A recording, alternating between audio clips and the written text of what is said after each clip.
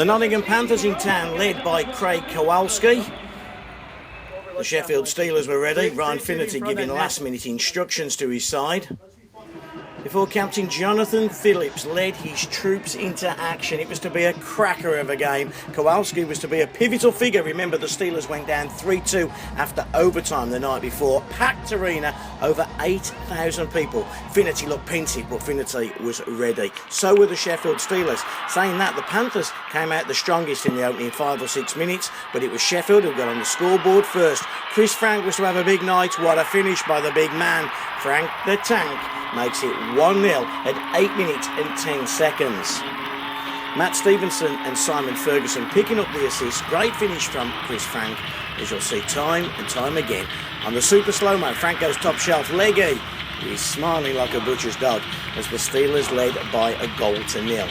Just over a minute later, though, with the Steelers fans still in good spirit, the Panthers were back on level terms. David Clark and Matthew Myers combining well to beat John DeCaro. He was tied at 1. He was tense, he was nervous at this stage. He was end to end. But the Panthers, all-important equalising goal that just got through DeCaro. Sheffield then thought they'd gone 2-1 up. Have a look at this next goal. See if you can see too much wrong with it. Michael Hicks says, man in the crease. What do you think as Ashley Tate beats 1, beats 2 and fires home? Looks tight, looks close. We've all seen them given, haven't we? But Michael Hicks ruled no goal. Ashley Tate wasn't too happy. Neither with the Sheffield Steelers. Stephen Gertson, Chris Frank, they were all having a bit of a moan about that one. But Steelers doing what they do so well now, going to the front of the net. Kowalski didn't like it there. 2-1 it could have been, but it wasn't. But could it be soon? It was. Same players combining. Ashley Tate, bang, shoots, scores. Kowalski can do nothing about that one. Nobody within 6 foot of him. Ferguson, inspirational again, picking up an assist. Legui as well. Steelers led 2-1 at 15:34. Watch what happens now, though, as the Steelers leave the ice. Ferguson comes off. Kelsey Wilson, whack. Two-handed slash to the ribs. We all saw it. Ferguson gets up, goes after Wilson. But it wasn't to be. The league have ruled initially a 3-game suspension for that. See it again. If that's 3 games, well then I'm the king of China. Surely they'll have to reinvestigate. That is as bad as a slash as you will see. Off the play, Ferguson goes down. Hugely bruised ribs, red raw. Wilson gets kicked out of the game. 5 and a game misconduct. Steelers was to score once on the 5-minute power play. An all-important 3rd goal. Tyler Michelle shoots and scores. He beats Kowalski, gets it through Werner's legs, you'll see on the replay. 17-16, that was an all-important goal for the Sheffield Steelers. Kowalski all over the place. You can't quite see from that angle, but have a look at this angle.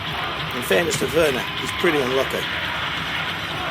Beats the defenceman, beats Kowalski, ricochets off the skate blades, and then finally crosses the line. Tyler Michelle makes it 3-1 at the end of the first period. Sheffield got off to a blistering start, second session. 50 seconds in, Drew Fata makes it 4-1. Again, Ferguson and Legui on the assists. Great finish as well by the big man. Drew Fata fires home. It got better for the Sheffield Steelers. Look at that crowd. Fantastic atmosphere in the House of Steel. 18 seconds after Fata had made it 4-1, Ashley Tate got a 5th. Got his 2nd of the night. And Danny Myers, it was, shoots it from the point. Gets a tip from Ashley Tate just in front. Sheffield led 5-1. Legui, another assist. Tip from Tate. That made it 5. Super shot Myers, super tip by Ashley Tate. What a night the old boy was having. The Nottingham Panthers weren't finished though, and they came back. They might have been 5-1 down, but they quickly made it 5-2. 24-35 when Pat Gallivan picked up on a rebound, backhand shelf, and Gallivan makes it 5-2. Francis, who had a great night for Nottingham, probably was the only one who did, picked up an assist. And at 24-35, it was 5-2. The Nottingham fans were cheering But they didn't have too much to cheer about a little later. 35-22, Ashley Tate breaks down the right-hand side. Looking for a hat-trick, gets his hat-trick. He shoots, he scores. He beats Kowalski, all ends up. 3 goals, yes, Ash. Super finish, Danny Myers was happy. Look at the weight, look at the power on this one. It's a bullet from Ashley Tate. Kowalski can't get close to it. HD for Tate. Legui and Myers pick up assists. The Steelers led by 6-2. Backhand the Panthers again. Clark shot. Was it deflected? I thought it was. Francis, I thought, got a tip on that one, but it was awarded to David Clark. But the impressive Francis, who was probably Nottingham's best player all night, yeah, I certainly think he gets a tip on that. 38-05 that was. Still scoring to be done from the Sheffield Steelers. Rod Sarich. And that goal pretty much sums up Kowalski's night. He wasn't having a good one. And Sarich beats him from close range. Mind you, did you see the D just back in on poor old Kowalski? Not a lot of support. But then again, Kowalski will have wanted this one back. It ricochets off him. Ends up in the back of the net. End of the second period. 7-3. Big Rod sent us all to the second period break happy. Into the third period. What a pass, Limpright. What a finish, Tyler Michelle. 8-3 at 46-15. Limpright and Gertson picking up assists, but you'll see from this angle. Look at that, little look over the shoulder. Lesson to all the kids. Takes a picture, sees Michelle. Michelle just rifles one past Dan Green, who had replaced Kowalski for the start of the third period. Less than a minute later, the Sheffield Steelers were to make it 9. Backhand, feather pass. There's the captain, Jonathan Phillips, finds the back of the net at 47-09. Oh, wow, happy is Jono. Legui and Fata get up the assists, and it's 9-3. It was far too much for some of the Nottingham fans, some of the players. They couldn't take much more of this.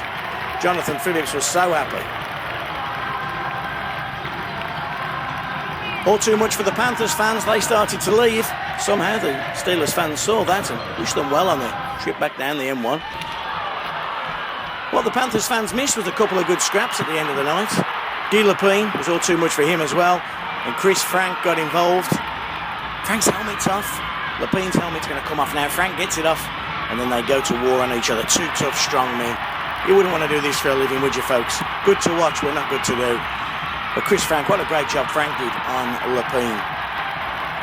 He thought so as well. We all thought so. We were standing up cheering him as he left the ice, and the Steelers had a new hero in Chris Frank. It wasn't over then either.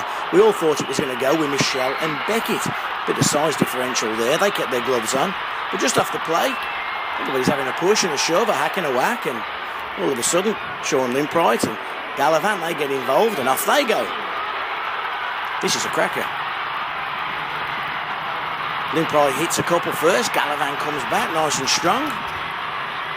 Then the helmet's off again. And once the helmets are off, Limpright just bides his time. A couple of bombs are about to come to get the win for Limpright, who had another good night for the Steelers. Just trying to get free, both of them, aren't they? And it's Limpright that gets free first and just hammers Gallivan. Ugh. Michael Hickson, the linesman, they get involved. But again, we're on the edge of our seats. We're standing on our tiptoes. And Limpright heads to the penalty box. Victories in all areas. Mike Blaisdell called. Elvis had left the building. But Gallivan got the final goal of the game. 58-37. Gallivan shoots and scores. Gets his second of the night.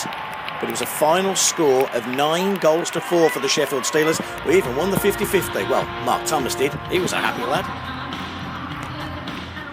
Congratulations. The players say the tickets never go in the drawer, but now you know they do. Yeah, it's official. They go in, I guess. So it was good. Okay, talk us through it. How did you find out? Because you found out before I announced it, I know. Yeah, Ben, the guy who helps out on the team here, he came to the backup bench and told me that it was my ticket, and I won't say exactly what I said to him, but I told him that there was no way that it was mine, and to get lost and trying to play a game, and obviously carried on, and then he was like, no, it's yours, and then he off. I was like, so I sort of celebrated a little bit, but I didn't want to, until I heard the number come out or whatever, you shout my name, and so I waited, and then obviously we came back down to the net there after the game, and Ezzy was telling me, it was him, he had made a mistake because he looks after mine tickets and Ezzy's tickets.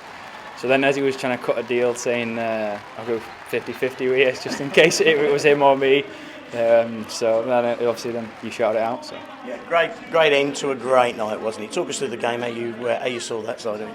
Yeah, it's good. We finally started scoring some goals, and I think we've been looking for one of those nights for a while now, and who better to come against someone like Nottingham and our closest rivals. So yeah, to get 9 past them was a good thing. Unbelievable atmosphere in there as well. 8,100 people. What's it like to play in front of that kind of it's great. Especially when there's a hit or something like that, and the crowd are uproaring and stuff. So yeah, it's unbelievable to play in these games. Can't really describe what it's like. So we played last night in Nottingham, and it's the same there when we go.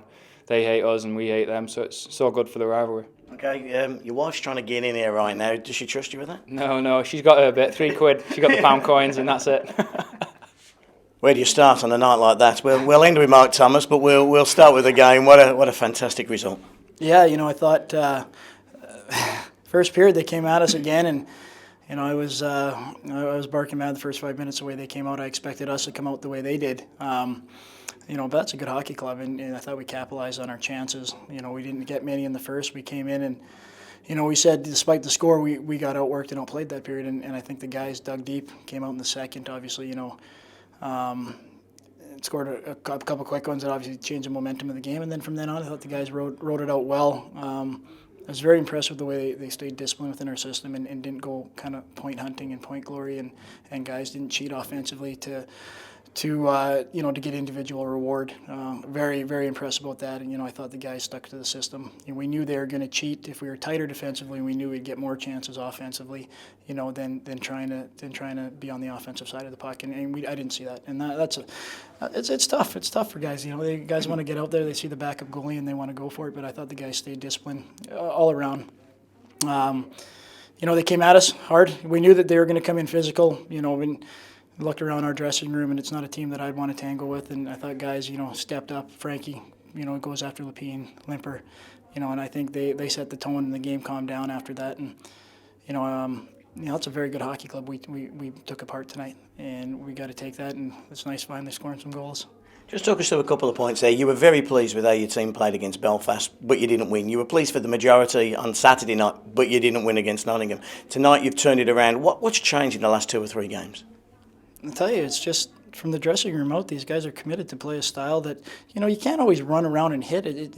Nottingham's a very hard team. They're so fast and so skilled. Our goal is 60 hits a game, and today I think, we probably threw 40, 45, and it's tough to hit these guys. They're so skilled and tough. You got to take good angles, and, I think just the commitment that we realize the situation we're in. We realize that we gotta work hard and grind out wins, and to be honest, we replayed that Belfast game 9 times. Like I said, we'd win. And we didn't hang our heads. Obviously, we're mad about the result, and we moved on. Didn't play great last night, but we snuck a point. We got a point out of it. We take 3 out of 4 on this weekend, and it's better than we've done in the past in a long time. So, like I said, there's nothing great about this club. There's nothing great. We don't do anything great, but we work hard, and we give a consistent effort every night. We're tight defensively, and we stick up for one another. And when we play as a unit, I think we're very hard to play against. And we're just going to take it game by game. We're a positive group, a very tight dressing room. We got great leaders, and we let everybody else outside of us talk bad about us. But inside, we're a pretty tight unit. And like I said, we're just going to roll in game by game now. Okay, a couple of talking points. The hit on Simon Ferguson by Wilson. What you saw, how you saw that, and how Ferguson is. Yeah, obviously Fergie. We took him out of the lineup in the past. In the last period there, he was. He was fatiguing, I think, because he hadn't slept in 2 days of the birth of his son. But he took a pretty good whack to the ribs, and he was pretty sore. And once we felt we had a commanding lead, I took him out of the lineup. Especially with the way of the game going, I didn't think he'd be able to compete the way he wanted to and needed to. I think probably an undisciplined play by Wilson. There's no room for that in the game, and. But Fergie can do that. Fergie gets under your skin, and like I said, I think these guys got a history from the American League, and obviously probably a reaction move from him, but one the league will have to definitely take a look at and decide what to do about. Yeah, and the rumours coming out of the dressing room that you're about to trade Mark Thomas to the Lee Valley Lions. Are the guys happy for him, or just miffed that a player eventually won it, but it was him that did it? I think he just bought the Lee Valley Lions. I don't know what do you say? The thing is, he realized that 2 minutes left in the game, went on to his next shift and got scored on. So I think it's going to his head already. He's a prima donna player now. But he's just a Man City boy, isn't he now? Yeah, he's a Man City boy, all the money. No, I mean, finally, we've probably dropped about, Christ, I don't know, 10 grand as a team into that in that thing. I mean, we got to be buying 200 pounds worth of tickets every night, the boys. You know, we've been saying it for years that we think you guys don't put them in. So, hey, at least one of us won, you know, and trust me, that's not a one-off. That was a team effort, although I don't think Tom was going to share any of that. He might buy one drink and a free bar, Steeler bar.